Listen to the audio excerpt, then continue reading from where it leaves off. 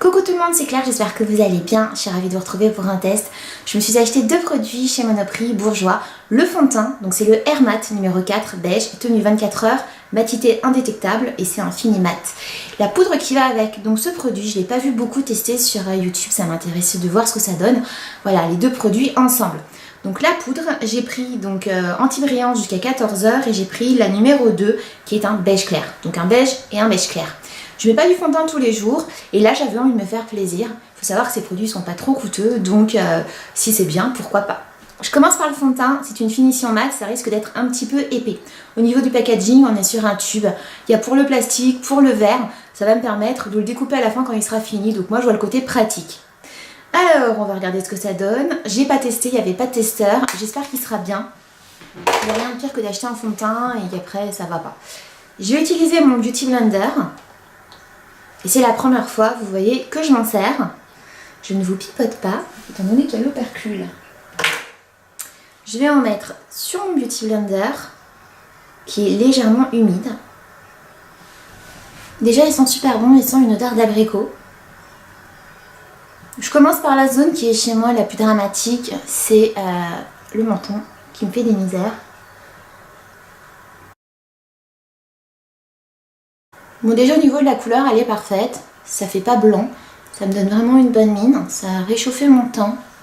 Mon avis sur ce fond de teint, au niveau de l'application, c'est hyper agréable car il sèche vite. On le travaille tout de suite, il réchauffe le teint, il se fond, c'est du bonheur. Je préfère les textures légèrement épaisses, comme celle-ci, que trop liquides où il faut attendre avant de se poudrer.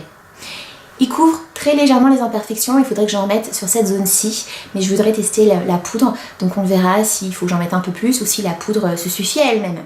Au niveau des rides et des ridules, ils ne marquent pas. Ça c'est important parce que les fonds de teint qui sont plus brillants, plus satinés, ont tendance à marquer les rides d'expression et ça peut être très moche et ça peut aussi vous vieillir.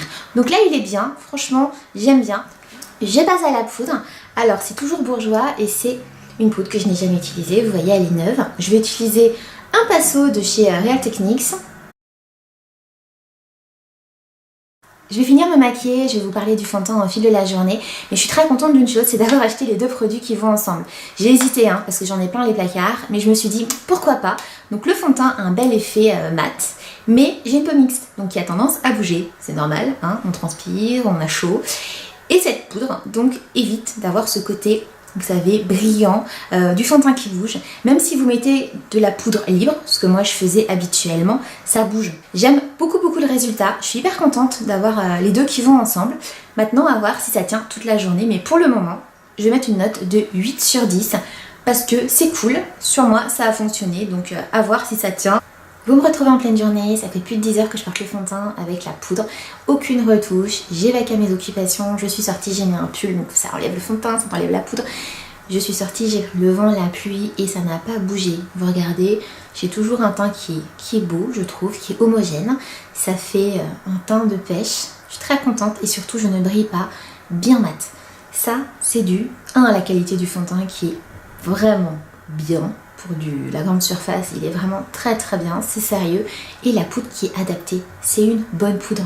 Souvent, je suis la première à le faire, je me dis j'ai des choses à finir et je prends pas les produits qui vont ensemble. Et bien là, je me rends compte qu'il y a quand même une bonne raison s'ils font la poudre et le fond de teint. Donc voilà, donc je suis très contente de ce test. Mon bilan sur ces deux produits, je lui mets une note de 9 sur 10, la qualité est au rendez-vous, on a un bon fond de teint de qualité, la couvrance comme je vous ai dit est correcte, c'est pas une couvrance qui va vous faire un effet masque, d'ailleurs je n'aime pas ce type de produit, mais il y a une bonne couvrance. Si vous avez des imperfections comme moi, il faudra en mettre un tout petit peu plus et le résultat sera impeccable. Un beau mat. Un beau résultat mat comme j'aime. J'aime pas briller, j'aime pas les résultats où tu as l'impression de briller alors que tu ne brilles pas. Là on a un résultat mat qui ne marque d'ailleurs pas les imperfections ni les petites ridules. Il n'y a rien de pire qu'un fond de teint qui te marque les ridules, qui te donne un beau teint de pêche homogène et qui tient toute la journée. Si tu as la peau mixte, par contre, je t'encourage à mettre cette poudre. Donc là je lui mets une note de 8 sur 10 à cette poudre. Cette poudre je la connaissais pas, j'ai pas vu beaucoup d'avis donc je me demandais ce que c'était. Et en fait c'est une poudre qui fixe le teint à la perfection. Donc c'est une poudre qui est marquée anti-brillance comme je vous ai dit, blablabla, mais elle fixe le teint, elle te permet d'avoir un beau teint. Si tu mets du fond de teint ou de la bébé crème, elle va donner du confort et de la beauté à ce que tu as mis avant. Et ça permet d'être plus efficace que la poudre libre. La poudre libre, je trouve qu'elle est trop... elle s'en va en fait.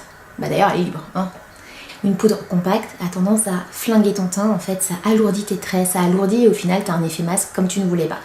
Ça, c'est un entre-deux.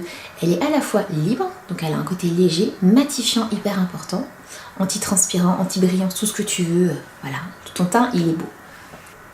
J'espère que ma vidéo vous a plu, n'hésitez pas à me dire ce que vous en avez pensé, à commenter, me dire si vous connaissez ces produits. Je suis sûre que celui-là vous le connaissez pas parce que je l'ai pas beaucoup vu.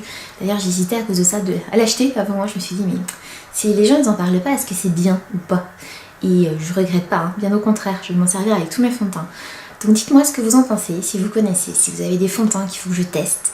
Lâchez-vous en dessous dans les commentaires, likez pour me soutenir et on se retrouve très vite sur YouTube.